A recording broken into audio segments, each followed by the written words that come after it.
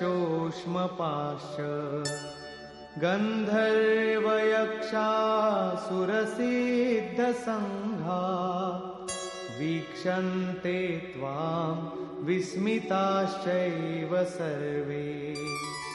রুদ্র, আদিত্য, বসু, সাধ্য, বিশ্বদেব, অশ্বিনী কুমার, বায়ুদেব এবং উষ্মপা অর্থাৎ ঈশ্বরীয় তেজপ্রাপ্ত এবং গন্ধর্ব, যক্ষ, রাক্ষস ও সিদ্ধগণ সকলেই বিস্মিত হয়ে আপনার দর্শন করছেন।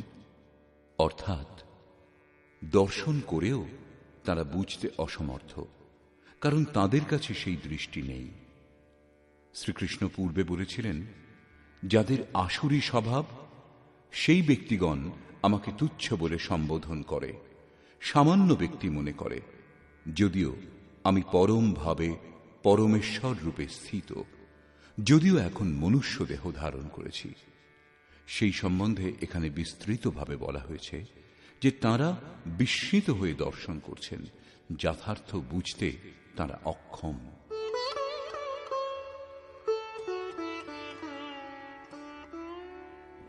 रूपं महत्ते बहुवक्त्र नेत्रम् महाबाहो बहुबाहुरुपादम् बहूदरं बहुदंष्ट्राकरालम् दृष्ट्वा लोका प्रव्यथितास्तथाहम्। মহাবাহু। শ্রীকৃষ্ণ এবং অর্জুন উভয়ই মহাবাহু। প্রকৃতির অতীত মহান সত্তার মধ্যে যার কার্যক্ষেত্র, তিনিই মহাবাহু। শ্রীকৃষ্ণ মহানতার ক্ষেত্রে পূর্ণ, অধিকতম সীমাতে স্থিত। অর্জুন তারই প্রবেশিকাতে, এখনো পথিক। গন্তব্যস্থল মার্গের আরেকটি প্রান্তকেই বলে। মহাবাহু যোগেশ্বর, আপনার বহু মুখ, বহু চক্ষু, বহু বাহু, বহু উরু, বহু চরণ ও বহু উদর বিশিষ্ট এবং অসংখ্য বৃহৎ দন্ত দ্বারা ভীষণীকৃত বিরাট রূপ দেখে সকলেই ব্যাকুল হচ্ছেন এবং আমিও ব্যাকুল হয়েছি। এখন অর্জুনের ভয় হচ্ছে, শ্রীকৃষ্ণ এত মহান।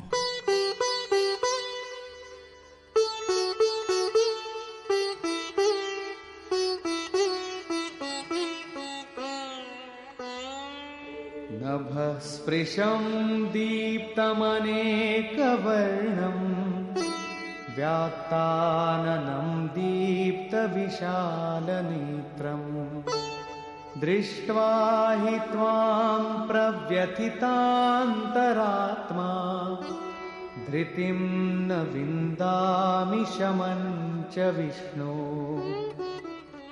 বিশ্বে সর্বত্র সূক্ষ্ম রূপে ব্যাপ্ত হে বিষ্ণু, আপনার আকাশ স্পর্শী, তেজময়, নানা রূপ যুক্ত, বিস্ফারিত মুখমণ্ডল এবং উজ্জ্বল বিশাল চক্ষু দেখে আমার অন্তঃকরণ বিশেষ রূপে ভীত হয়েছে এবং আমি ধৈর্য ও মনের সমাধান রূপ শান্তি খুঁজে পাচ্ছি না।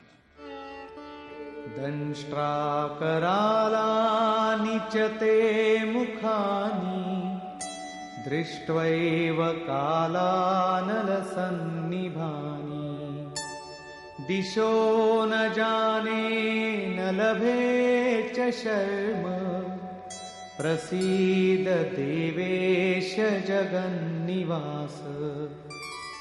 দন্ত দ্বারা বিকৃত এবং কালাগ্নি তুল্য, কালের জন্য পরমাত্মা অগ্নিস্বরূপ আপনার প্রদীপ্ত মুখ সকল দেখে, চারিদিক জ্যোতির্ময় দেখে আমার দিগ্ভ্রম হচ্ছে।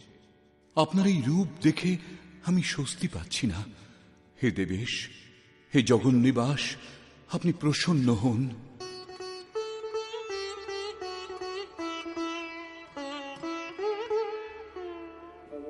আমি চ ত্বাং ধৃতরাষ্ট্রস্য পুত্রাঃ सर्वे सहैवावनिपालसङ्घैः भीष्मो द्रोणः सूतपुत्रस्तथासौ साहास्मदीयैरपि योधमुख्यैः। ধৃতরাষ্ট্রপুত্রগণ রাজন্যবর্গ সহ আপনার মধ্যে প্রবেশ করছেন। পিতামহ ভীষ্ম, দ্রোণাচার্য, কর্ণ, যার থেকে অর্জুন ভীত ছিলেন সেই কর্ণ, এবং আমাদের পক্ষীয় প্রধান যোদ্ধাদের সহিত সকলেই वक्त्राणि ते त्वरमाणा विशन्ति दंष्ट्राकरालानि भयानकानि। केचिद्विलग्ना दशनान्तरेषु सन्दृश्यन्ते चूर्णितैरुत्तमाङ्गैः। দ্রুত বেগে আপনার দংষ্ট্রা করাল ভীষণ মুখগহ্বরে প্রবেশ করছেন, এবং তাদের মধ্যে কেউ কেউ চূর্ণিত মস্তক হয়ে আপনার দন্তসন্ধিস্থলে সংলগ্ন হয়েছেন দেখছি। তারা কি বেগে প্রবেশ করছেন? এবার তাদের বেগের বর্ণনা করলেন। यथा नदीनां बहवोऽम्बुवेगाः समुद्रमेवाभिमुखा द्रवन्ति तथा तवामि नरलोकवीरा विशन्ति वक्त्राण्यभिविज्वलन्ति। যেমন নদী সমূহের বহু জলস্রোত ভীষণ হওয়া সত্ত্বেও সমুদ্রাভিমুখে প্রবাহিত হয়ে সমুদ্রে প্রবেশ করে, সেইরূপ এই বীর পুরুষগণ আপনার প্রজ্বলিত মুখগহ্বরে প্রবেশ করছেন। অর্থাৎ তারা নিশ্চয়ই বীর পুরুষ, কিন্তু আপনি সমুদ্রবৎ। আপনার কাছে তাদের বল তুচ্ছ। তারা কেন এবং কিভাবে প্রবেশ করছেন এর জন্য উদাহরণ প্রস্তুত করলেন।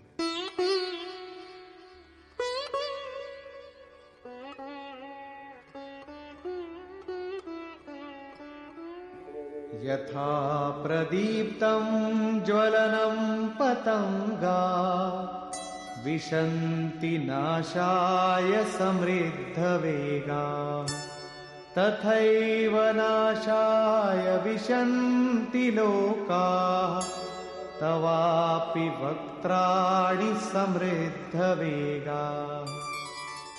পতঙ্গ যেমন নষ্ট হবার জন্যই প্রজ্বলিত অগ্নিতে দ্রুত বেগে প্রবেশ করে, সেইরূপ এই সমস্ত প্রাণীও নিজের বিনাশের জন্য আপনার মুখগহ্বর সমূহে প্রবল বেগে প্রবেশ করছে। लेलीहसे ग्रसमानः समन्तात् लोकान् समग्रान् वदनैर्ज्वलद्भिः तेजोभिरापूर्य जगत् समग्रम् भासस्तवोग्राः प्रतपन्ति विष्णु। আপনি আপনার প্রজ্বলিত মুখ সমূহ দ্বারা সেই সকল লোককে গ্রাস করে লেহন করছেন, তাদের আস্বাদন করছেন।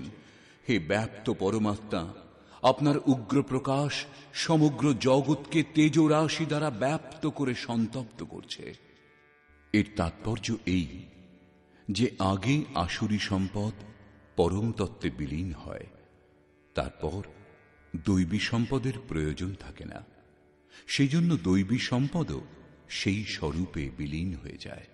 অর্জুন দেখলেন কৌরব পক্ষ, তদনন্তর তাঁর পক্ষের যোদ্ধাগণ শ্রীকৃষ্ণের মুখগহ্বরে বিলীন হয়ে যাচ্ছেন। তিনি জিজ্ঞাসা করলেন,